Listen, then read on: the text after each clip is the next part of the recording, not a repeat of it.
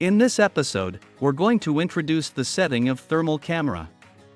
First, we need to add the camera on NVR. This thermal camera is a dual lens camera, which means that add this camera online would take 2 channels. When adding the camera, we should use the same IP address and different remote ID. Now, let's access to the camera setting page. First part, let's configure the local parameters. Under Local Parameters Thermal Imaging, enable Firebox and show temperature info. Then the detection box and temperature information would be able to show on the live view.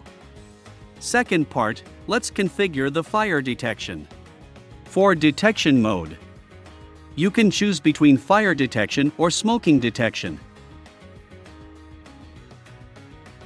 When enabled, fire detection boxes will be overlaid on video images. If there is certain area which would cause false alarms on site, please use the shield area function to avoid it. Now, let's move to the trigger action. You can set up the trigger alarm output and alarm sound here, and also the audio, repeat and blink time. Now, let's move to the third part.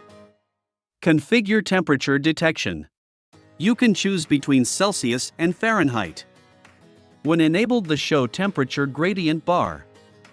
The highest and lowest temperatures will be displayed in lines.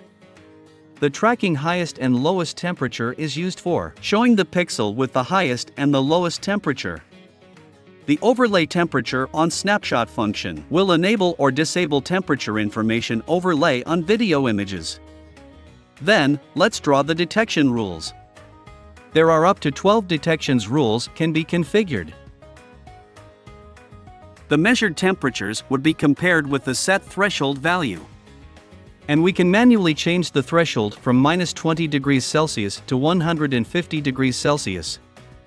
If there's a deviation, we can use the measurement accuracy to calibrate.